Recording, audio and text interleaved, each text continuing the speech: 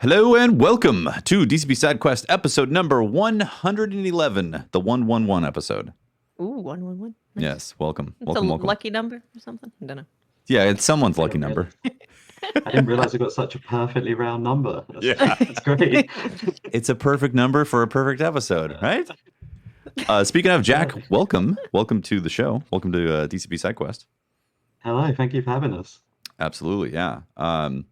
So we should get the the questions out of the way right first. Like, who are you? Who are you? What are you? What are you doing on this podcast? So I'm Jack. I am, well, my official title would say producer, but OddBug is an indie studio, so producer, designer, animator at times. Whatever needs doing, I do on a daily basis. A fixer. How many Get everything done. How many people are at OddBug who worked on Tales of Iron? So in total, there's 6 of us, but there's like 5 full-time, and then we have an Italian guy who's the sound designer who comes in per project. Ah, Wow, the so Italian guy. 5 full-time, great. 6 is tiny. Yeah. We're like super small, yeah. That's why we do everything. Yeah, I imagine that's like a common thing when you're a small development team. Like you wear many hats most of the time, right? Yeah, but that's the really cool thing about it is like where we're so small, we all kind of get a say in everything. Like I'm not jumping on and doing some code because that would just be a horrendous idea. I'm not doing that. But we all get a say in like design and art. So that's the really cool thing about being a small team is you can really see your mark on that game. That's cool. Yeah, I imagine you can move pretty nimble too with like if something's not working, you can cut it pretty fast versus going down a long road before you realize that. Yeah, exactly. We don't have to go through like layers of seniority to be like, Yeah. this isn't working, let's get rid of it. It's just like, this isn't working, it's gone. Let's put something else in. For sure, yeah. So Tales of Iron just launched literally last week, right? Yeah, like I think it's like 8 days ago now. 8 days ago, yeah. Yeah, 8 days ago. Yeah, and like every platform almost, basically. Every platform, every Xbox, every Switch, every PlayStation, PC. You can't not buy it. It's there. That's really impressive because there's not many indie studios that can get their game on everything right from the jump. A lot of the time it will be a release on Steam and then there'll be interest and they can spread out to different platforms. How did you guys do that? Yeah, How that's the quite. hell did that happen? Because I know like Unity can export to multiple platforms, but it's not. Yeah. I know it's not as simple as that because each one has their own API and like integration and all that stuff that has to be dealt with, right? I mean, it gets crazy. It gets down to like Xbox allows you to have a certain amount of points and achievements, and PlayStation allows you to have a certain amount of points and achievements, and Nintendo's got no points and achievements, so they don't really care about it. So yeah, it gets wild. But basically, what we did was we knew we wanted to be on the Switch, so we basically built it for Switch. So we knew that if it ran well on the Switch, then it'd be sweet on PlayStation, it'd be sweet on Xbox. So That's super we smart. built it with that in mind, and then that allowed us to bump it up when we was like, we've got all this spare frame rate, let's up the fog. Let's add some more lights. So yeah, that was quite a nice moment. So That's great. I'm allowed actually us to get it on all. nice. I'm actually playing on the Switch, and I was pleased at the performance on there because that was one concern I had. I was like, well, if I'm gonna play on the Switch, is it gonna have issues on the Switch versus if I had played it on PlayStation or Xbox? Well, that's the thing. Like we all grew up as like Nintendo kids, so it was like we've got to be on the Switch and it's got to Nice. be good. So we definitely wanted it to be running nice on the Switch. That's great. Yeah, and it does. Definitely does. So how much time? What was the development time like for Tales of Iron? Like years, you know? We released Lost Bear, which was our first game in like 2017. Okay. And then we did like a year of like getting a demo together and going out to publishers and being like, please give us some money to make this game about rats fighting frogs. And then like after about a year of that, we got with United Label, our publisher, and we've been doing about two and a half years full development. So about 3.5 years of my life has gone into making it. Cool. That's great. I mean, that not so with indie games, like I could sometimes people are like 5 years, sometimes 1 year. You never know with this stuff, you know. Yeah, yeah. What was And it? that's the thing. Like we like our games to be like a high quality indie. We like to have Mm-hmm. that level of polish in animation and art and lighting. So it does take us a lot more time. And then obviously there's only the six of us, so it Yeah. takes a while to get what we want. Was it all That's six pretty of you? impressive then Yeah. for that period of making a game because yeah, like you said, the polish definitely shows, especially with lighting and the different animations for each time you take down a boss. Like there's a lot of polish in there, especially across Yeah. all platforms to create a game for all platforms in that amount of time. Yeah. Yeah, it was pretty intense. I started the project with long hair. Let's put it that way. Yeah. I feel like 2.5 years is kind of a sprint for a game that's Yeah. as polished as Tales of Iron is. But again, that's that point of like, if we know we're not going to be able to get something to the level of polish that we want it to be, we can be like, it's got. We don't have to Right. go through those layers of being like, should we keep it? Should we not? We get to Mm-hmm. make that decision straight away. So Hmm. that's just being indie. That's great. Wow. Yeah, the game feels very polished. Like I just want to say, like the animations, the environment, the experience is very cohesive. You know, like Our animator will be very happy to hear that because in a few reviews, there's been like people saying the animations are kind of like herky jerky. What's the word that was I used? didn't I didn't So, feel that at all. I so feel we like like it's to, consistent stylized or yeah, stylized well, Yeah. consistently of how that feels. we like it to feel almost like a puppet show, like Yeah. that. It was a deliberate choice, but either way, we like to take the piss out of him and say that his animations are herky jerky. So. That's really funny. It's like I if love one that. animation was specifically herky jerky, and then the rest were like hyper smooth, then I could see that. But like everything, Yeah. it has a style to it. Interesting. Thing as well, he's not just the anime. Like he does all the characters, he did all the combat design. So it's like Wow. he's pretty sweet. That's wild. Yeah. Yeah, another thing that you guys really managed to nail that I think is really hard to do in games is just the vibe when you're walking through the world. Like it feels alive, it feels like you want to explore, it entices you to go and explore because it feels like you're in that world. And that is a difficult thing to do because it's like I don't know what's achieving that. I'm sure it's lots of little things, but yeah, you get this feeling of it being just a really wonderful world that you want to explore. Yeah, so like with our games, we like to make them feel almost going back to that like puppet animation style. We like them to feel almost like a fairy tale, like a Grimm's fairy tale, like Mm, Hansel and Gretel and that sort of thing. So Okay. we Yeah. like to fill the world with all these little details, and like you say, they're not really something you'll notice straight away, but they build up over time to make you feel yeah. like it's a cohesive world. But we like to have that really like grim, dark, overbearing sadness on top of you as well. That Grimm's fairy tale is a perfect description. The guy I was trying to find out, I was like, it's like, Robin Hood and like King Arthur and all that. I'm like, but it's not quite that. I'm like, what's the Yeah. thing? The Grimm's fairy tale is a perfect description. Yeah. Well, that's the thing. Like our art director Martin, he's from the Czech Republic, so obviously a lot of those Grimm's fairy tales come from Eastern Yeah. Europe. So we've got Hmm. that Yeah. heavy influence on them. That's great. Yeah, it's a dark fairy tale, and the the narration too. I think really lends to that as well. Like you're feeling like you're going through this fairy tale, right? Yeah, I Yeah. mean, having Doug Cockle over the top of it is just like insane. Again, going back to us just being a little team, when we got that, we were just like, this is not possible. Yeah. How did that happen? Yeah, I think that's when I was playing it. A lot of people were like, "Is that Geralt? Geralt? Is that? Well, what is that Geralt?" So people were really surprised, and then they're like, "Wait, this is an indie student. How the hell did they manage to get Geralt to do the voice?" Yeah, that was the crazy thing. Like when we was first talking about adding narrator to it, it was just like throwing these ideas out. Like one of them was we wanted the Hound from Game of Thrones. It was like Oh, this guy here, like the Hound from Game of Thrones, like in Fairy World, or like oh let's get Geralt of Rivia because like that's achievable.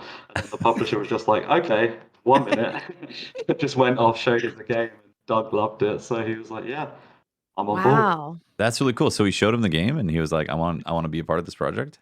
Yeah. Well, the crazy thing about it is like when people have started to see it, and hear Doug's voice over the top of it, they keep saying it's like they imagine it as like a bedtime story he's telling to Yeah, Siri. So yeah, it obviously fits really well. It's yeah. quite nice to have The It that. rat does, yeah. the rat kingdom and the frog kingdom at war. It is totally a fairy tale in that world. That's great.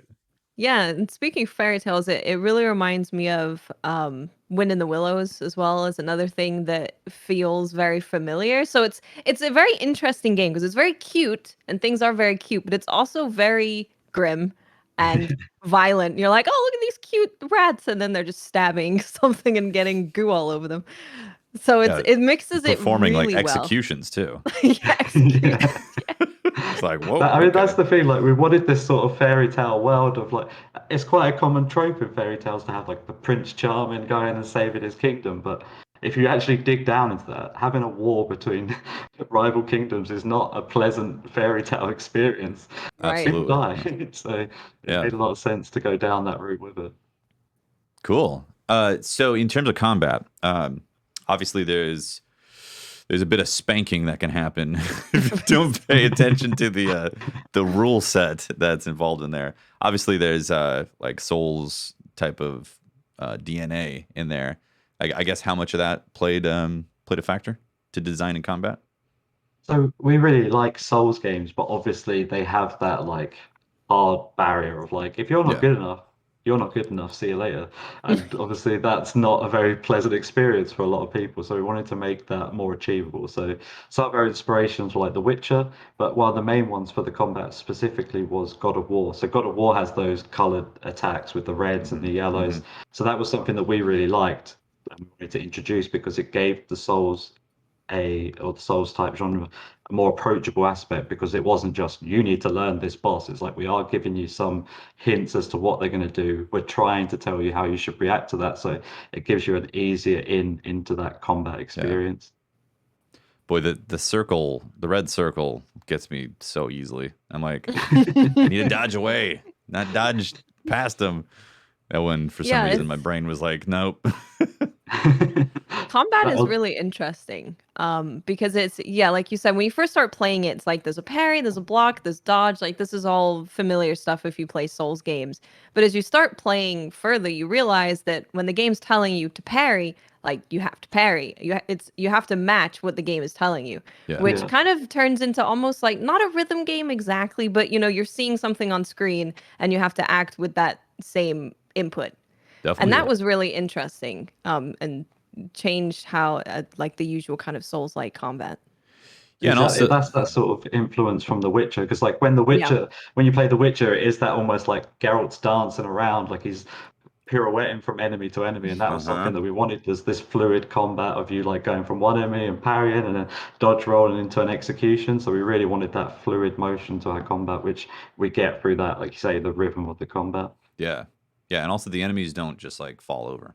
They're you got to put some work into them before you know. Yeah, Saving your kingdom is not an easy job, no. Yeah, exactly. it's not. He was the smallest brothers, right, we, of we'd all have the royal kingdoms if it family. was easy, wouldn't we? We'd all have castles if it was easy to take on. That's great. The combat system, like what came first, the RPG aspects or the combat system, or were they both, brought up at the same time? So the combat came first purely on we're building a demo and we need to prove to a publisher that we can make the combat that we say we can make. Hmm. But we knew we wanted to make this sort of Metroidvania RPG 2D world just purely because they're the sort of games we like to play. So Yeah, Yeah. the concept of the RPG was there first, but the combat was the first thing that we actually had to show, if that makes sense. Oh, yeah, interesting. Yeah, it definitely makes sense. yeah. Interesting. So, I guess how much time did that take then? About a year. About a year to yeah Yeah. to really Yeah, flesh out the like combat. Yeah. we spent maybe 9 months, 7, 9 months making the demo, Hmm. and that was just like a linear demo showing off the art style, showing off the sound, showing off the combat, and then 3, 4 months going out and pitching our wares to Yeah. publishers. Very cool. Yeah. I think it's always fascinating to know like the DNA, like the structure, the basics of the combat and all that can take so long in a game to really perfect, right? Yeah, well, that was the thing with it. Like, you're going to be doing this is our main mechanic. You're going to be doing it for like Yeah, 8, 10 hours. So if we don't spend the time on it, people are going to get bored, and people that yeah. get bored get very angry on Steam comments. They do. So that's not what we want at all. Even when they're Like, we not want bored, people they're angry. No, seriously, I've seen a negative review with like 50 hours, and they'll it all says complimentary things, but it's a negative, and I'm just like, Yeah. I don't get it. I don't Yeah, understand. it's like Destiny. You have like 2,000 hours in the game and like negative. Exactly, 100%. Like, especially an indie game, lives or dies on those comments. So you have to Yeah, make sure that what you're giving to people is something they're going to enjoy. So yeah, you got absolutely. to put the hours in. Yeah, definitely. Yeah, it's yeah, like I said, it's very fascinating hearing about the how much time it takes to craft these things to really make them feel good in a game because the combat does feel great. You know, it's It not does, yeah. it's not like I can just bounce around and do everything super fast. It's definitely more on the Souls like, you know. Yeah. And like I actually haven't really experimented on loading up heavy, you know, trying combat as heavy versus I prefer light in Souls games, so I Yeah. just I naturally do was as like, well, yeah. yeah, I want to be able to be dodging fast, you know. I always tend to go as a tank just because I've I've probably put a year of my life just playing it. So I like the difficulty of being like, if I don't dodge this, I'm going to get slammed. So being a heavy really makes it more interesting for me when I'm playing through for the 100th time today. Got to be super precise, right? Yeah, That's true. Yeah, exactly. that's great. I actually don't know how many weapons total in the game. Actually, I guess it shows in the book, right? Yeah, in the book, but like there's over 200 items to collect of Okay, weapons, yeah, armor, shields, That's helmets. crazy. nice. Yeah, 200's a lot. That is a lot. It's a it hell of a is. lot. So yeah, You're telling it's me. Yeah. And of course, each weapon has the amount of damage it does, how much it weighs, same with armor, and then it also has resistances. So, yeah, how long did it take you to make 200 pieces of things for people to collect? Well, it's like, so first of all, like just making it, it's not like it's a flat piece of armor. right. Right. Reggie's shoulder is a separate piece, his arms a separate piece, his body's a separate piece, his legs are a separate piece. So they're all like individual, like paper piece assets that we then place on top of Reggie. So it's like you design the armor that you want, you cut the armor up, you change it so that it actually animates nicely, and then it's in the game. And then you got to Wow. like come up with, got to make the stats, you got to balance Yeah. that with everything else. Then once that's done, you put it into the world and hide it for somebody to find and say, I don't like it. It's going in the box. Yeah. Such as loot in video games, right? In terms of so actually with the pieces and the components of animating all that, I know you guys used Unity, and I was curious, did you use a lot of the animation stuff that's built into Unity, or did you build your own like platforms or modules for on top of Unity to do the animations you needed? So unfortunately, we started Tales of Iron before the 2D animation software was fully implemented into Unity, Okay, yeah, which is obviously heartbreaking right now. But next project that'll be sweet. We'll take that on. So we had to use a plugin called Puppet 2D. So that was a okay, plugin that allowed us to rig skeletons in 2D in Unity. But yeah, all of the animations done in Unity. Like the only thing we don't do in Unity is audio and drawing in Photoshop. Everything else is done in Unity. interesting. And how has it been using Unity? Are you guys going to stick with it in future titles, or are you going to move to a different platform? We love Unity. Like Yeah. Unity has its bugs, there's Hmm. issues with it, but it's super easy to pick up. We've loved the tools. They are really pushing 2D. Like we did a video with them showing off how we like build our levels, how we use their new Oh, lighting that's system. cool. So they Very are cool. like really pushing on the 2D side of things, which is nice. Where could someone find that video if they were curious? Check it out. It's on Unity's YouTube channel. It's Nice. called Oh, nice. How OddBug Used 2D Lights, I think is what it's called. But a lot of people, when they saw that, didn't realize that our studio was called OddBug, and they thought Unity was putting out a video about how an odd bug in Unity was helping them use 2D lights. Oh my god, that's Oh, hilarious. that is funny. Yeah. Oh. Like Unity would put that video out, like here's a Yeah, they're bug like, that you can use. here's a Yeah, bug. it's like a Just to hack. exploit a bug. Yeah. The lighting is really Yeah. good in Tales of Iron. It's something that I think is one of the more noticeable things that you can really pick out very quickly that's making the world look very interesting. Hmm. How do you make lighting in Unity? How does that work? So I guess I should explain first of all, like most 2D games, when they're making their levels, they'll do like we've got 3 layers of depth, and Yeah. we'll make a long 2D asset that covers the whole level, and there's 3 of them, and we get a bit of parallax. What we do is every asset is individual, so every Oh scene is wow. made up of thousands of assets that are each placed separately on a Z depth and in the foreground as well. So that's why, like, when you move through a scene, it feels like everything's Yeah. moving because it's all on a different Z depth. So that gives us that big depth. And then on top of that, we use Unity's 2D lights. So they have different boxes that you can put out. So you basically sculpt the light to how you want it to land. So that comes down to Martin again, who's literally the only environment artist, really understanding light very well and being able to place them quite nicely. But then on top of that, as well as lights, we do like fake lights, which are just 2D assets that are brightened up, that are semi-opaque, so that when you walk through them, Reggie will have like a light go over the top of it. Hmm. But in future games, now they've expanded the lighting system further so that we can use like bump maps, so that Oh, Reggie could nice. actually have like shadows and stuff on him, which Oh, seems that's cool. really cool for the That's future. super cool. Yeah. Yeah, that's I was gonna say the parallax depth that you guys have going on in the game is really impressive because like it makes I think that's part of that feeling that you get like you're in an actual Yeah. village that has lots of depth to it. It's not just a background that's scrolling, you know? It's like it really feels 3D even though it's just 2D assets, right? Yeah, exactly. So like with those, because we're able to create that depth, we're really able to like push the narrative design. So like Yeah. for example, when you Yeah. leave the Crimson Keep and you go across the bridges, in the background in the depth, you can see the village. And when you go to the village, you can see the Crimson Keep. So we're able to Yeah. create this cohesive world in 2D purely based on that depth and the player space that gives us to tell stories through. Yeah, it feels like a large world, even It though does. it's yeah, just a few zones that are basically showcasing that. That's really cool. Awesome. Yeah, exactly. Like we like our worlds to feel real because like Mhm. if you don't believe that world's real, you're not going to believe the story. If you don't believe the story, then you're just going to get bored really quick. So we have to have a world that our story is based in for the player to actually care what they're doing, basically. Yeah. So speaking of story, where Mm. like did you know you wanted to write a story about rats versus frogs initially? Like when did But that happen? like this initially started was like so after our first game, The Lost Bear came out, we was as a studio not in a great position. So we wanted to like we fell into that classic indie trap of like the game's going to come out and then we'll make loads of money and then we'll use that money to make our next game. Doesn't happen. People don't want to play your game.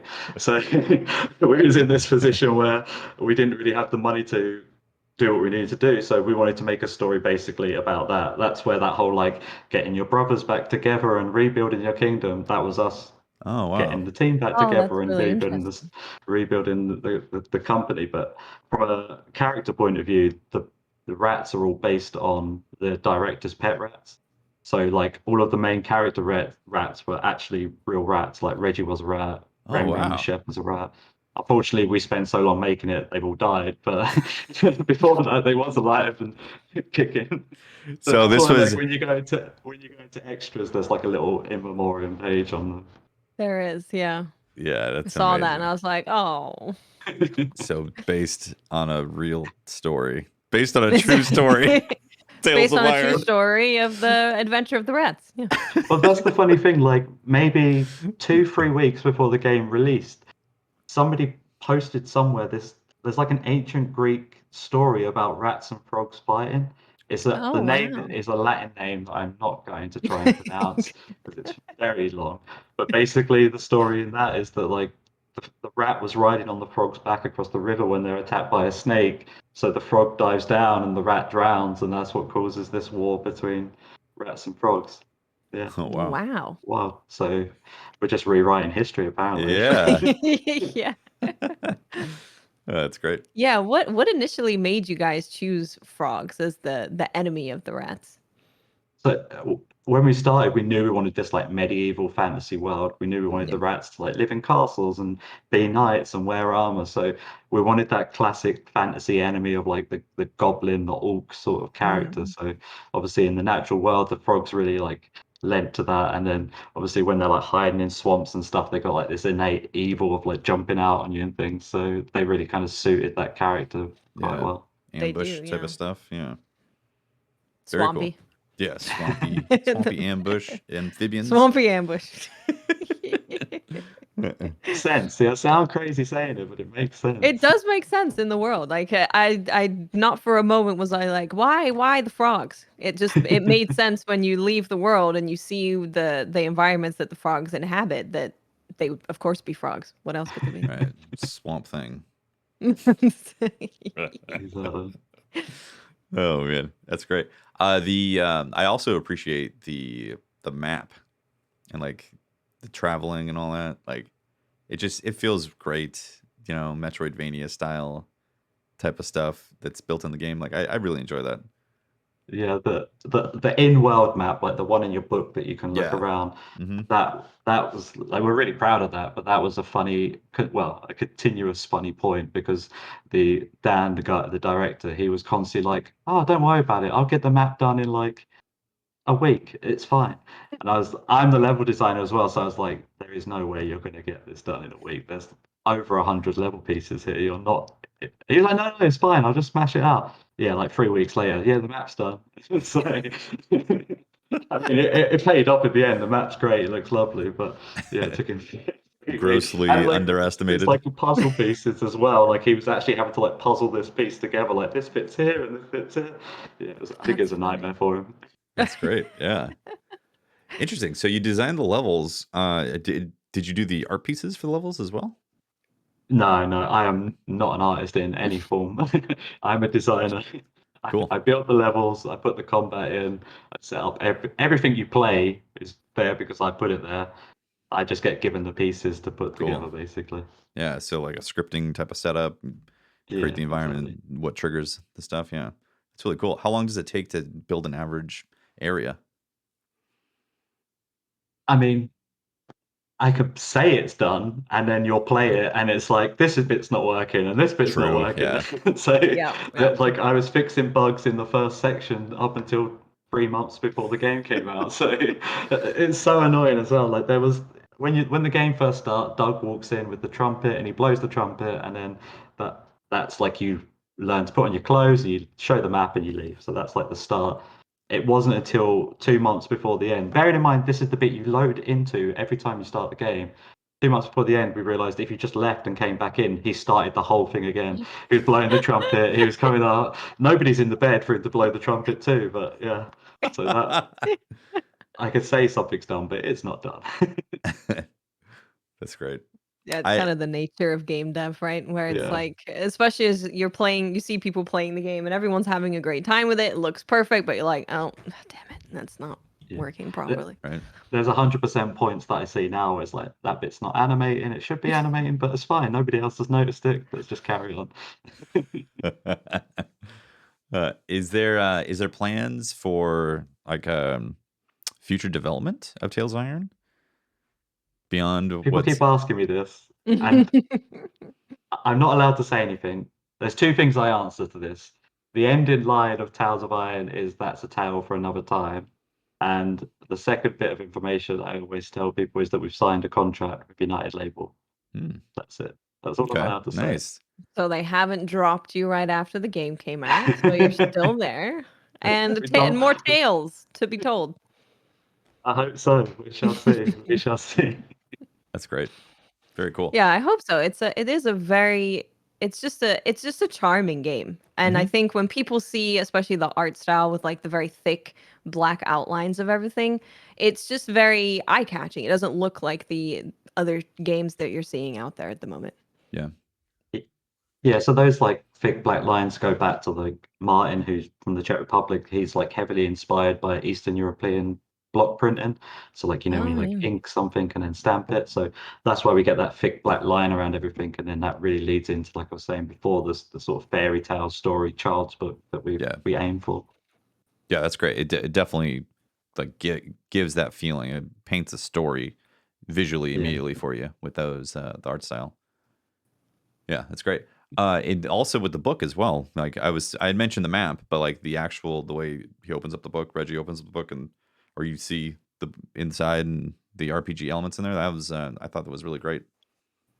Yeah, exactly. Like even from the very like first menu, it's a book because as soon as you start that game, we want you to feel like I'm in this world. It has started, so we don't ever want you to leave that to be like here's a UI screen that's just going to slide on, and you're just like pressing buttons until I've got what I want, and I leave back into the game world. Once you're in, and that's the world, and you're completely immersed in that until you close that game. So That's great. we always try and have everything in keeping with the world that we're making. And Nice. that again goes with like the details that you're probably not noticing in your brain of you physically opening a book to look at a map or opening a book to look at a menu. But it really does make it feel like you are opening the book, not the game just kind of showing you something. And that all adds to you feeling immersed in the world. Mm-hmm. Yeah, one of the coders, Nathan, is going to be very happy that you said that because most like games when they've got a book, they'll just have like I say, like the UI slide on. It's a book in the background, but it'll be like a slide on. We literally have like a 3D book that like physically a page physically turns in it, and that was like a nightmare for him. So the fact that you've enjoyed that will make him very, very happy. I do, yeah. I really like touches like that. Like I said, it's all stuff that makes you want to be more in the world and feel like you are in the world instead of just playing a game. Yeah. Yeah, definitely. We want you to constantly be immersed, otherwise Yeah. just breaks the story for you. Yeah. Speaking of immersion level, what does bug juice taste like? I don't think you want to know. Is it I sweet? really love that as Sour? well. I love that you grab the bug juice and you hold down the button to keep drinking it, and then you can go to a keg and fill up on some more bug And juice. you can still walk too. You can like it's like drinking your Yeah. cestus in the Dark Souls. Yeah, it's great. Well, that's another one of those mechanics where like it feeds into the combat in the you have to like time when you're going to drink, you have to make sure you've got that space to like heal yourself up, but then it's Yeah. also in a narrative aspect it brings like, oh, this is what the farmers are doing, they're growing bugs that are then being turned into juice, and that's what these kegs are in the cellar's basement. Like it just Yeah. helps to create that whole cohesive world. The bug nectar. Someone's got to squeeze the bugs. Yes. So were the IRL rats being fed bug nectar? No, they would eat anything. They're not as picky about bug juice. And bug bread and all that. Like the Bug milk. yeah. I witnessed the Everything's bug pretty getting bug milked. related. Okay. That's That's a great. weird sentence to say, isn't it? Yeah. I really just overall have enjoyed the game. So I haven't completed it yet. I've been taking my time, but it's in terms of boss design. I guess how was that process? How did you know what's too much, what needs to be amped up a bit, or like where does that process go? So initially, like the concept of a boss is obviously through what weapons you've been given. So, for example, Blocky McGee at the top of the tower, you've just been given the two-handed axe. So he was Yeah. obviously going to have a shield that you've got to break. He's going to then switch that up so that you're learning to switch between your two-handed, your one-handed, and handling that. A lot of our bosses are based around characters that we like. I don't know if people since like Blocky Magoo is Kratos from God of War. He pulls out the Chaos Blades, he's like slinging them at you and coming Nice. back. There's a boss later on that's got like a jetpack that flies at you and he's got a one-armed gun like Samus. So a lot of our characters are based around that. But in terms of like balancing the combat, that is very tricky. That is very hard. Yeah. For us, we kind of got it to a point where we was like, we can smash through this. Like I can smash through the game in like probably 3 hours if I really want to. So if we can smash through it, we know it's probably going to be an okay sort of difficulty. And then once we've got to that point, we would have other people come and play it, and then we can kind of balance it around where people are dying too much, where people aren't dying enough, where people weren't understanding the mechanic. It was just a lot of play testing basically to get it to the level that it didn't seem too punishingly brutal. It seems really hard to get the difficulty right because everyone has a different view of what's too difficult or what's too easy. So finding that middle ground seems impossible, but it makes sense that you guys kind of, you have a starting place where you feel comfortable with the combat and then you bring in other people and then try and adjust based on that. But even then, it just seems like an impossible thing to balance. Right. Everyone's different. It's 100% the hardest part of it because, like you say, one person could smash. Like even now with the game where we thought it was pretty sweet balance, some people are just like, "This is too easy. This is like baby souls," and then other people are like, "This is too hard. I can't do this." It's like, okay, I don't know what you want. Yeah, it is possible. Yeah, it's very hard to balance to a level that is okay for everyone. So I think you just have to be happy with it yourself as a designer, knowing that you think most people are going to enjoy this Yeah. level of Can't difficulty. please Yeah. everyone. No. Yeah, Did- exactly. How much not- evolution did the visual cues take to letting people know, parry this, dodge that? Well, it's just because with the visual cues, we knew we wanted them. We knew we wanted hmm this flow to the combat. We knew we wanted people dodging. We knew we wanted people parrying. We knew we wanted people double rolling. So we knew that these were mechanics we wanted. So there was not too much difficulty in that. The main things we had to focus around was like the visibility of them because our Yeah. world is so detailed. There's a lot of fog. There's a lot of lights. There's a lot of characters. We had to make sure they stick out. So they're one of the only things in the game that doesn't have a black line around it, for example. They're the only Oh, ones with Right. like yeah. solid color that will stick out against everything else. So that was kind of the main issue with it was just making sure they were readable, especially in the heat of battle. That's so interesting. I totally didn't realize that. And as soon as You you don't said it, I'm pick up like, on it, oh, right?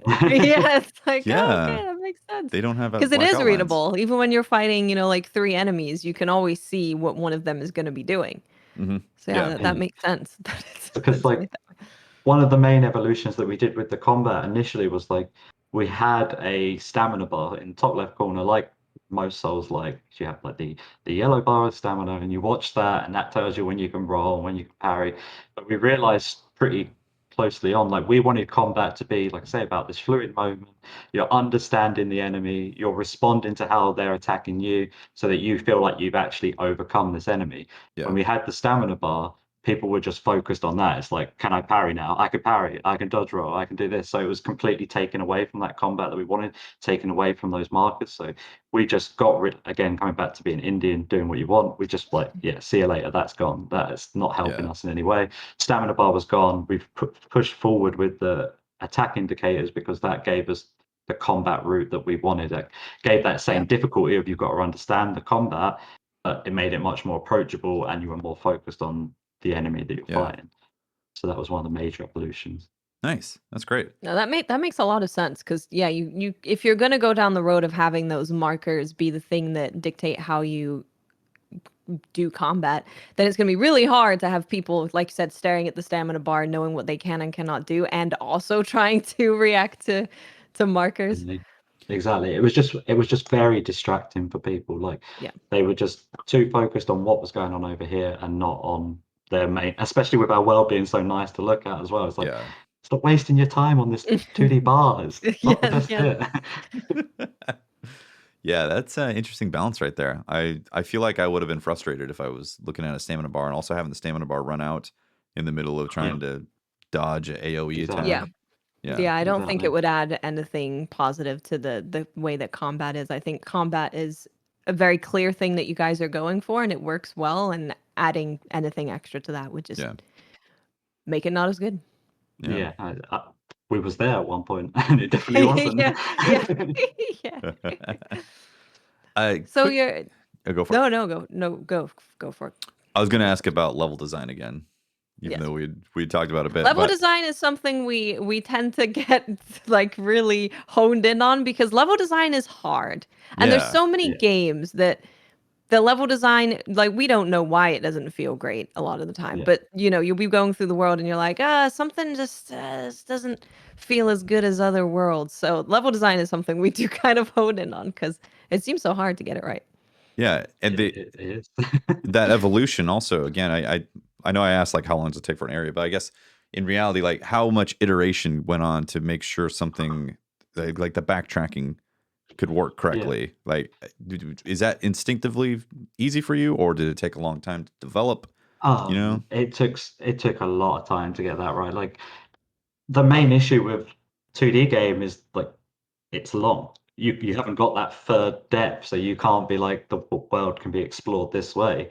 Right. So your only level of exploration is either X or Y. hmm So you have to be very careful in that, otherwise people will get bored of just backtracking constantly. Which okay, we do have some backtracking. I'm not afraid to put backtracking into my levels because I like it. It makes you understand the world better, and it makes the world feel cohesive because you are having to travel through this bit to get to this bit to this bit. That's how the world makes sense as a whole. But yeah, we go through a lot of iteration purely from a level design point of view as well. But if we implement our art where it takes so long to implement that art, making any changes after that point is a nightmare. So we don't ever want to get into that point where we're not happy with the level, and then we've got to change the level, we've got to change the combat, we've got to change everything in there. So we always make sure that our levels have been iterated through a lot. When we started the game, there was 10 biomes, and in the game at release there's 6. So again, coming back to being indie, if it's not working, it's gone. So yeah, we do go for a lot of iteration. Cool. Any chances biomes might end up as expansion? No. A tale for another time. You're saying it's a tale for another time. So you mentioned that your first game was the Lost Bear, and that was a PSVR title, right? Yeah, so exactly. How do you go from making the PSVR title to making this kind of 2D Souls-like? That's a jump. What happened there? How did you guys go from that? Those VR to Metroidvania 2D, right? Yeah, well, exactly. Like the Lost Bear, I love the Lost Bear. It was the first game we made. Like it's like got a special place in our heart, even if it's not the best game ever made. It was an okay game. It was doing something really cool in which we did like a 2D game in VR. So you watched like a puppet theater, and the game played out on that. As you played through the game, the 3D world around you kind of changed, and things happened in the diorama around you. So it was a cool experience. Did a lot of stuff in it, but we used. Basically, that was our way of understanding how to make 2D levels, how to create a platformer, basically. So we honed our skills of platforming with that to then move over to be like, right, now we can really focus on some meaty mechanics in that game. We understand how to make a 2D game. Now we want to make mechanics that people are actually going to really enjoy. So that's why we got into the combat side of things, was like, we really want to make this meaty, juicy, brutal combat that people are going to love and feel the fluidity of. So we switched over from VR because VR is very expensive to make. Like, takes a lot of time, takes a lot of testing. It's just an unpleasant development experience is making a VR game. So we switched away from that, where we never had to wear a headset again, and we could just make a 2D game and focus a lot more of that energy of making the VR into actually core mechanics. So that was like the main reason we moved away to 2D flat games. Makes a lot of sense. I always think of VR as being something that is really hard to make because you don't want to make people puke. You don't want to do that. And, it's understanding like the human brain and how does the human brain interact with like things that you're doing in the game to where the brain can comprehend what's going on and not freak out. So it's like another extra layer of making a game that seems difficult to deal with. Yeah. Well, it's just like from a purely human point of view, sitting in a sweaty office with 30 other people whilst sharing a headset to test a piece of software is not a pleasant experience 5 days a week. It's just not fun. Sense. So that was just a point that we didn't want to deal with. And like you say, there's just things that you implement that you just will not realize are going to make somebody sick. Like we had a level in the Lost Bear that got chucked away in that because you was always sat in a sofa when you was playing. And we had a level where you was actually on an elevator and you didn't realize. So then you started moving up and the level moved down around you. Oh. And people do not like that, apparently. That makes people very sick in VR. So yeah, it's a constant. And then you've done that. You've built the level. You've got the animations in, and it's like, oh, that's just making people. It's a sick experience, but it's making people throw up. So. Wow, that's really fascinating. What do you think of the future of VR then, as someone who's developed a game in VR? Like, I think VR has potentially going to be the future of games. Yeah. I think there'll always be flat games, but I think as VR progresses and we get to the point of it's just a little thing you put in your eye and you don't have to worry about it, it's like that'll be amazing when we're at that point of there's no wires, there's no clunky headset, it's just boom, you're in the game. Yeah. That's where the future's going to be, or AR, whatever way that leads, I don't know.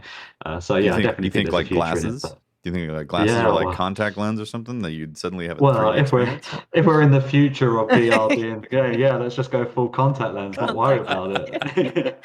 Yeah, that's the biggest thing for me with VR is the big goggles. The big Yeah. goggles, and you're playing the game. You maybe it's a hot day, you get sweaty, and you just your eye around your eyeballs are sweaty, and it's just not. Yeah. Yeah. It's not great. Not fun. Going further with that, going from the 30 people working in an office, imagine taking the Lost Bear to like EGX or like a big show, and then there's hundreds of people that you're putting a headset on that are all sharing two headsets between them. It Yeah. gets grim pretty quick. Right. Yeah, I can Yeah. imagine. Yeah. Interesting. Are you gonna? Do you have any plans potentially to make VR stuff in the future, or is it just up in the air? I think VR's kind of almost killed us. So like Oh, there was the okay. whole like not enjoying the experience and then our game coming out and not selling particularly well, which of course VR isn't a massive market as it was, let Right. alone Yeah. a 2D VR game that nobody had ever thought of before. So I think that we're kind of got like a little scar across our heart on VR. So it's kind of Sure. like Yeah. I like it, it's there, but it's not for You're us to like, see you develop in it. like 20 years, maybe when Yeah. we've got the contact Yeah. lenses The, and the stuff. contact lens The Rich VR. old Yeah. contact man. lens. Yeah, When I'm yeah. a rich old man, I don't have to work and I could just sit there with my child playing VR. Then yeah, so Yeah. Google's. Going back to Yeah. Tales of Iron, what was your favorite boss to make? What was the one that, if there is one, that holds a kind of special place in your heart? okay. So should I put like a spoiler warning before You this? could say Okay, spoiler spoiler warning warning. right here. Wait, Yeah. spoiler warning. There you go.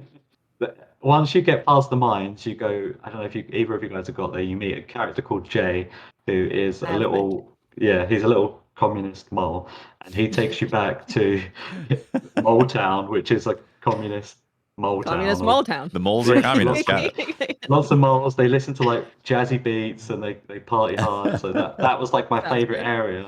And then within that we have a arena, but the arena are all wrestlers. So you're fighting wrestlers in to the death in an arena. And there's one in there called Mole Mysterio, who's my favorite.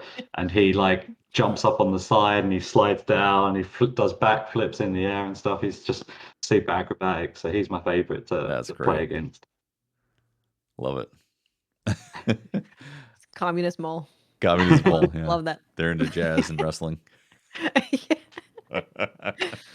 That's what we're talking about. The personality of the game, right? The whimsy of the characters in the world. That's exactly Yeah. it. That's the thing. We just like to hit you with these moments where you're like, "Wow, I was not like." Within 10 minutes, your dad dies through a spear in the chest. Like, we like to hit you with these moments where it's like, "I was Yeah. not expecting that to happen." So when you get down in the mines, Jay comes out and puts a gun in your face. It's like, I was not expecting guns. I was not expecting Mars. I was not expecting this level of technology. So they're moments we like to give people. Yeah, Yeah. Those advanced mole people. yeah, The exactly. communism got them advancing. Well, but still, that adds to the story, you know. Like this patriarchy of the rats and having a king Yeah. that they follow undying, and then there's these communist moles that are all working together, collecting scrap. But life's not so great, but they're really advanced. It just adds to this different way of life in the world. Definitely. Yeah. Super Yeah, fascinating. absolutely. I was gonna say the sound design also, or the music sound design, those elements, like the way you guys show conversation with the rats, I think is great. Where it's like these pictures, but also like it's like a native flute that's going on in the background. So, like with the pictures, it's mainly based around like we like people of any reading ability, whether they got dyslexia or anything. We don't want words, basically. We want to Yeah. remove those words so that anyone can understand the story and kind of piece that together themselves. So these pictures really help to sell that. Then on top of that, we have that like flute sound. Not many people get this reference, but there's a really old British TV show called The Clangers. I don't know if either of you have seen it. Have you seen The Clangers? I know about the Yeah. So they're like little pink elephant mice that live on the moon, and they have like little tin armor and stuff, and they talk in like whistles, like. So then we really wanted to bring that into our world, but we obviously didn't want to copy that straight away. So we gave every character like different voices and different instruments. So like the king rat's got like a creaky sort of door sound. All of the Yeah. other ones are flutes. The moles underground have got a different wind instrument. So every character kind of gets their own little character through the instrument that I they're love that. represented by. It's so cool. It's brilliant actually. It was one of those moments when the first flute is being played and people are like, "Is that a recorder? What is that?" And it was a moment of people laughing and enjoying the way that it's being told. So Yeah. yeah, it seems to be working very well. I think it's that whole Grimm's fairy tale thing again. Like it's a dark world, but there's still this like little bit of joy that's coming through as you're playing. Mhm. Like it's not so serious. It doesn't take itself too seriously. Yeah. Yeah, Very cool. it balances those two things very well. Because yeah, when I was playing it and people in chat are like, "Oh, it's so cute," oh, and then you just stab a frog through the neck with a knife. Yeah. But it makes sense. You'd think like, "Oh, cute rats," and the environment is very beautiful and the backgrounds are very beautiful, but then you've got this very grim combat. Yeah. Maybe it wouldn't work, but it does. It works perfectly together. Yeah. Warring It's a good Kingdoms. balance. Warring It Kingdoms. was it was a big risk to take. It could have been that. Do you remember that game about rats fighting frogs with the whistle guy? That's great. But you know what? That's personality though. It's you're Exactly. standing out making decisions like that as opposed to remember the nondescript thing that's the same as always, Yeah. Yeah. I'm glad. I think we're on the side of it's already paid off, so we're good to say that. I feel That's like great. you could have sat here like, yeah, why did we give the goddamn rats whistle sound? Earlier, you were talking about reviews and how much it affects the indie development side of stuff, and if you could talk more to that as well. We also had other developers talk about the importance of reviews, and I think it's worth repeating. Yeah, so like Tales of Iron is reviewing great, like it's doing amazing. But the issue you have as an indie is like getting seen by the big guys like the Mhm. IGN, the GameSpot, all these Eurogame, these big names, because they're the guys that people go to. They're the guys that Right. a big fan base will see, and then when they see it, the big YouTubers play it. And when the big YouTubers play it, fans are seeing it like directly streamed at them. So Yeah, getting a good review in a big showcase is great. Like obviously we've had a lot of smaller press review us, and that's great. And they've like got us through this period basically, like saying they love it. And if you're a reviewer that's doing indies, hats off to you, because like you're really helping people out. Because with the big games, they're sweet. But if Call of Duty comes out and it's not reviewed by IGN, they don't care, do they? Like yeah, it's Call of Duty. They're going to get Yeah. played. Like yeah, it doesn't matter. So, with an indie game, if you're reviewing it and you're spending the time to do that, then you're really helping people, because seeing that score is what gets people's eyes on it. If you see a 9 out of 10, if it's from anyone, you're still going to look at it. If it's a Eurogame or an IGN, then you're like, I'm going to watch the entire video. yeah. So yeah, they really do help. Especially if your interest is peaked at all. Yeah, If you're looking exactly. for a 2D scroller, right? Yeah, exactly. Yeah. It just people are just drawn in straight away as soon as, because it just gives it that stamp of like, we agree with this. This is a good game, and you Hmm. should check it out. Yeah. So Yeah, definitely. That's a similar thing because I look at like the Souls-like tags on Steam and stuff, and obviously as you're going through them, you're looking at how are they reviewing? What's the excitement level that people have for the game? So of course it lets you know that hey, this game a lot of people generally think is pretty good, so maybe you should add it to the wish list. Maybe you should buy it. Yeah, So yeah, absolutely. exactly that, and that comes back to the whole like Steam reviews. Like Yeah. as players, that's the thing that gets you like, where are we on this chart? Are we in like the millions of people down here, or are we up here? Purely based on Steam reviews. So Hmm. again, if you could leave a positive Steam review on a game, then you're a really good person. If you leave a negative review, thank you. I love, I love that. Yeah, I find that really fascinating that the reviews can be so impactful on Steam Yeah, to the 100%. success, right? That 100%. As soon as you go on a game and you see there's 10 reviews or there's 1,000 reviews, you instantly know, well, this game's getting played. Why is it getting played? If it's Right. got 800 positive reviews, then this is a game I want to look at. And it's puts you in that chart. It puts you on the front page of Steam. If you're a community recommended game, then you're on the front page of Steam. Right. And when there's in our week of Steam alone, there was Toem, Eastwood, us, and Sable that all came out on Steam within a week Yeah. of each other. So It if you're not getting reviews, you're just going to get swallowed within the week. it was So a Interesting. crazy week of release. yeah, That it's that was insane. that was a big time. I think it's interesting because people, I 100% believe people have no idea the impact that reviews on Steam have at all. Yeah. Because we've kind of gotten into the thought that, when we watch a YouTube video, we generally know that if we leave a like and, comment, that's going to be good for the YouTube video. But it's literally the same for Steam. So I hope that more people can be aware of the impact that you're making on indie studios by Mhm. leaving a review. It's Yeah. important. I mean, every morning I get up, I make coffee. Before I check my emails, I go onto Steam. I go negative reviews, most recent. What do I need to fix today? Because you need to get rid of those negative reviews as soon as possible to keep yourself on that front page. So yeah, it's definitely, if you're leaving positive reviews on a Steam game, you're doing a good thing.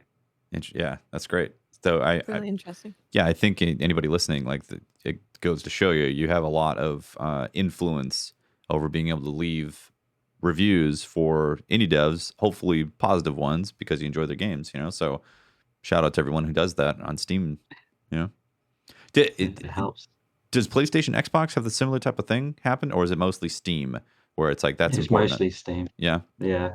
Interesting. Yeah, PlayStation, Xbox, not so much.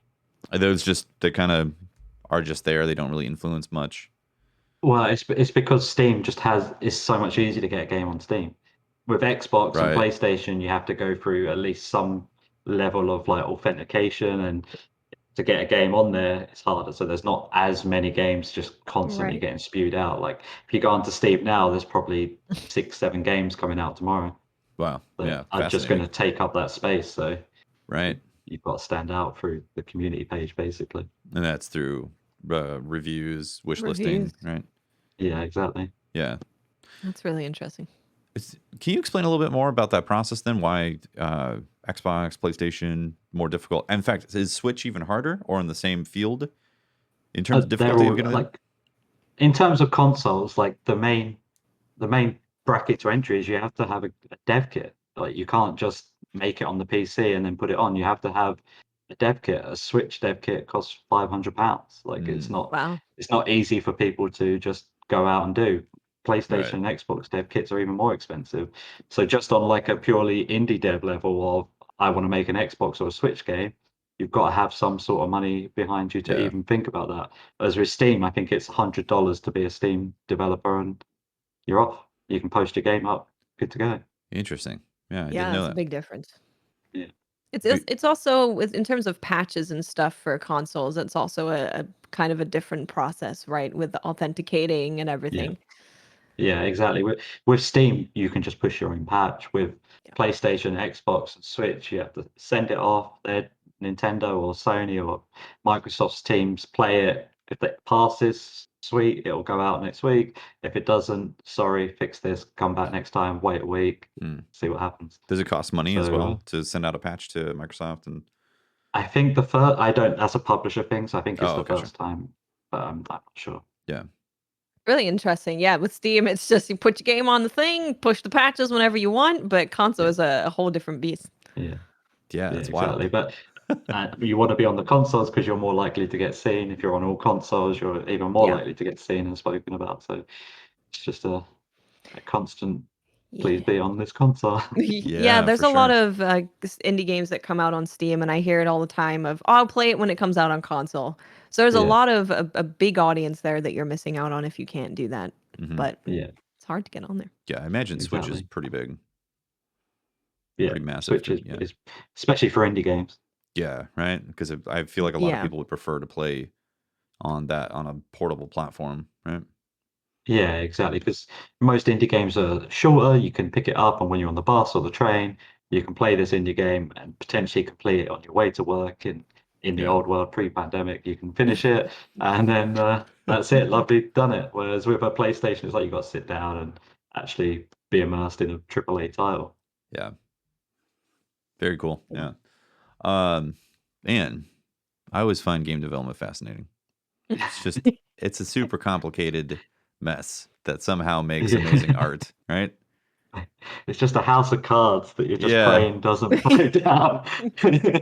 It just until it's live, you're just there like, please don't break. Must be so stressful. Yeah, it's Was Yeah.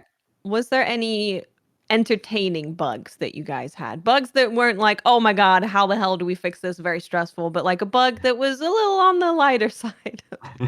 Well, it's not a bug. Like this was something completely different, but it's quite funny story. Like when we did that video of Unity about the lighting, Martin, the art director, he's from the Czech Republic, like I said, so he's got a slight accent, and he was talking over the top of it. And he says our lead programmer Matt developed this tool for us, but lots of people heard our late programmer Matt. Oh So no. people started commenting like "Rest in peace, Matt. Rest in peace." And then like spread to Reddit. People on Reddit were like, "Oh my God, sorry to hear that you've lost Matt." And so then Matt just goes into the thread and comments like, "Never give up, always believe." So that was quite a funny moment for us. Oh, But in terms of bugs, we did have this one moment. It happens with any companion that we fix now where they would just like decide that they can jump like 100 feet in the air and just disappear for no reason whatsoever. Eventually we found it, but they were just like, oh, boom, I'm off, see you later. And game broke. So we fixed that eventually. That was a fun one. But no, we wasn't, not that I mean, I wipe them from my memory. Too many of them. Too many Squash them and move stressful on. moments. Yeah. It always happens the day before milestone as well. Like you're like, right, here's the final build for milestone. Let's get this handed in and finish for the weekend. And it's like this bit's not working and this bit's not working for no apparent reason. it really is. Every time I think an indie dev has said, "Oh, I'm going to be able to take a week off next week," it's like the biggest bug happens. Something needs to be fixed. Players are angry. It always works out that way. Yeah, Oh, man. exactly. You can't relax. Speaking of like post bug fixes and all that, do you have a window that you're looking at that you guys are gonna be focused on supporting it up to? Like, obviously, you want to fix a bunch of bugs that might show up, but Yeah. like, do you have a window for that right now? How long? Yeah, we're working on things. Yeah. I'm not allowed to say too much, but yeah, we will be supporting it. There are bugs that have already been fixed. They're just waiting to go out. So we had Nice. like a couple of issues with people not loading in correctly. That's been fixed. There was a couple of issues with people missing an achievement, which was a very weird one. That's been fixed. So yeah, we've had things that have been fixed that we're just waiting to send out. So yeah, Nice. we're working on it still. Very cool. Yeah. Well, That's awesome. fascinating. Yeah. Like I said, it's always highly interesting peeling back the layers of game dev, seeing what's going on. You know. Don't look Yeah. behind the curtain. It's a horrible mess. Just It's like, enjoy the yeah. front. Yeah. It's like the cable management under my desk. You don't look at it. Exactly. Cable management. Exactly. Oh, Don't you look. know, one thing I forgot to ask actually was your history and how you got into game dev. If this was, if like it was recent or with the company, or you had a prior So history. Dan, and Martin, the three founders of OddBug, we all went to university together. So we studied in Norwich in the UK. We did games art and design, and from there we went to a competition in Scotland in Dundee, which is where like Rockstar and that is based. There was a competition called Dare to be Digital where you had like I think it was like a month and you made like a prototype of a game. And then they got Cool. people from industry to come in, play the demos, and hopefully that got you a job. But we was basically Sony XDev came along and they played the game that we made and they really liked it. So we went out, we got a little bit drunk with them and showed them what we wanted to work on. And they was like, yeah, sweet, we really love Lost Bear. Like we can give you some money to make a demo. And from there, OddBug was founded. We started making the demo with for Lost Bear with Sony XDev. Unfortunately, we like hit that point where Sony was like, we're not doing indies anymore. So we kind of got dropped, and that was like, oh, this is a nightmare. But then luckily we found a Manchester-based publisher who took us on. We released Lost Bear with them, and then we started working on Tales of Iron. So that was 8 years ago when I was a young, sprightly man. not this decrepit old game dev sat before you. Fascinating. So like I think like one of the main or one of the benefits of going to a university doing game dev is meeting a bunch of people to start making games together, right? Yeah, 100%. Like when people always say to me, like, what's your tips for getting into the industry? It's like, I haven't got any tips about getting into the industry. I just started a studio. I don't know how to do it. My tip is always like, just meet people, start Yeah. making Yeah. something. Connections. That's going to give you questions. If you start making something, you're going to have questions about how do I do this? How do I do that? That's going to make you go out and meet people that are going to be able to answer that for you. You can start working with them. Eventually, you're going to create an idea or have a concept or something that you can go out and work together on. So as soon as you start making stuff, that is your way into the industry, because whether you start making something with that person, you've got something to show, to be like, look, I made this. Like, give me a job, please. Yeah. Yeah, it's like building your resume, right? It's like Yeah. having a bunch of things that you can show people of like, this is what I can do. So do Yeah. you want to give me Yeah. money? Exactly. Make a And game? that's like the really hard bit of game dev that nobody talks about, is like, publishers want to see a demo before they'll give you funding to make the game, Mm, but nobody's giving you funding to make the demo. So Right. it's right. like this catch-22 of like, I need a demo to make the game, but I need funding to make the demo. So Right. if you're at university and you're studying, you're basically being given 3 years, or in the UK anyway, 3 years of free money to go and make something. So Hmm. please make something. Yeah. Yeah, Basically. use that Make time something. to Yeah. make something. Yeah. Yeah. Yeah. If you're gonna be a game dev, make games, regardless if you're getting paid for Or it at the moment, right? or meet people that will help you make games. Yeah, for sure. Both, ideally, right? Yeah, Yeah. ideally. How the Yeah. hell do you get out of that catch-22 of I need a demo for publishers but need money for demo? You tell me, please. Yeah, it's That was the thing. Like, after our first game came out, that's why we was in that really rough state, because like yeah. the game didn't make any money for us to fund the demo, so we all had to go out and get second jobs and come back after work and work together to make the demo. And Yeah. luckily, that's got us into a point where we're pretty good now. But yeah, it's rough. It's rough to Yeah. be an indie dev. Yeah, for It sure. really is. Yeah, it's Yeah, hard. it really is. Yeah. That's why I'm really glad that we can do these interviews, because it kind of gives people an insight that I think a lot of people don't see or hear about ever. Yeah. Really, it's like, oh, there's a game that comes out, and a lot of the time they don't even know that it's an indie studio. They don't know how many people made it or any of the story behind it. So Yeah. I think it's important to learn that stuff. I mean, I still do it as well. Like, you forget it's made by people. Yeah. You just think like, oh, this Yeah. is a cool game. I'll play this. You forget Yeah. that like people actually spent Yeah. times in their life without their families and stuff, like making that. So Yeah. you should. It's hard to remember that.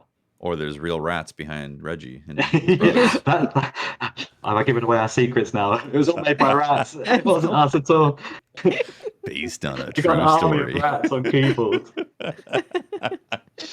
Yeah, you gotta have a army of rats. There's the takeaway. Army of Rats. There you go. Awesome. Well, Jack, it's been awesome talking to you. Yeah, it's been Really- a pleasure. Yeah, really appreciate the time to, like I said, peel back the layers of game dev and talk about the nuts and bolts of it. Awesome. Thank you for having us on. It's been a lot of fun. Yeah. Thank you so much. Yeah. Thank you so much. And obviously, anybody can pick up your game on basically all Anywhere. platforms, right? Yeah, Tales of Iron is out on Steam, both Xboxes, both PlayStations, and Switch. That's great. It's everywhere. It's going to be on There the you go. Steam Deck too, because that's It's gonna Steam, right? That Yeah. would be nice, wouldn't it? Well, very cool. Like I said, Yeah, thank you so much for coming much. on. Yeah, we appreciate Awesome. It's it. been a lot of fun. a lot of Cool. fun.